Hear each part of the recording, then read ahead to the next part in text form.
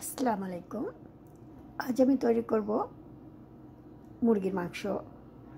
এই মুরগির মাংসটাকে আমি খুব ভালো করে কষিয়ে তারপর আলু দিয়ে ভুনা করব।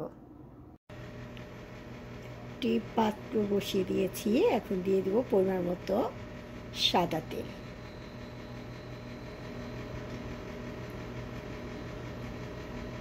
অ্যাড করব আস্ত কিছু গরম মশলা।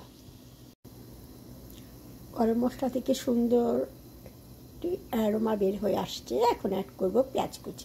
দিয়ে দিয়েছি পেঁয়াজ কুচি। পেঁয়াজ কুচিটা খুব ভালো করে বেজে আসলে অ্যাড করব আদা রসুন পেস্ট, হলুদ গুঁড়া, মরিচ গুঁড়া, ধনে গুঁড়া, জিরা গুঁড়া আর কিছু গরম মশলা গুঁড়া।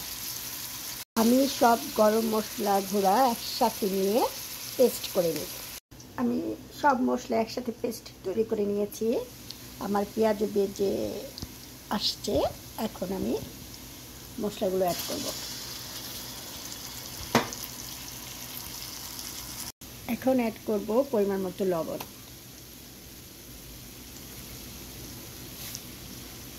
মশলাটা খুব সুন্দর করে কষানোর জন্য এখন অ্যাড করছি বাটি দেওয়া কিছুটা পানি।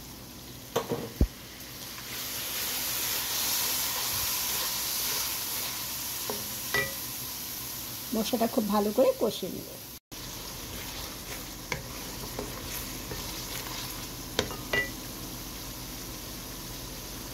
আমার চিকেনের মশলাটা খুব সুন্দর কষে আসছে। এখন আমি চিকেনগুলো দিয়ে দেব।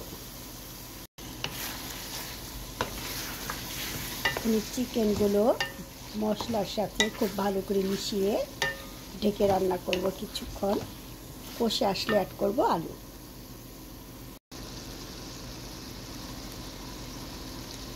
চিকেনটাকে খুব সুন্দর করে কষিয়ে নেব।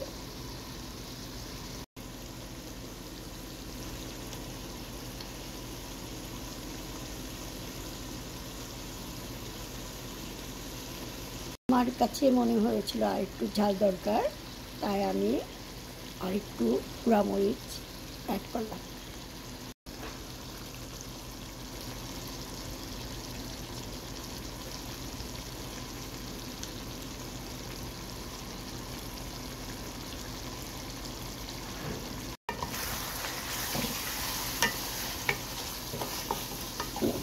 এখন অ্যাড করব আলু।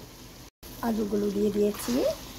এখন এই আলুগুলোকে মশলার সাথে খুব ভালো করে মিশিয়ে নেব। এখন আরও কিছুক্ষণ কষিয়ে নেব, তারপরে অ্যাড করব গরম পানি।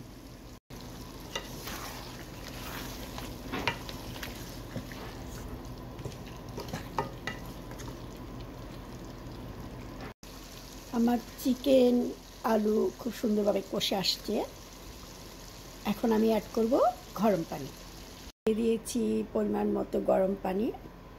এখন ঢেকে রান্না করব কিছু সময়ের জন্য।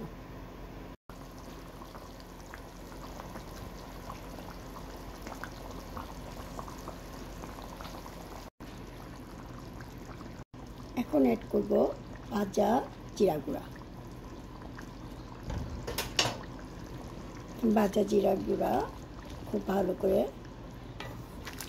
মিশিয়ে নেব।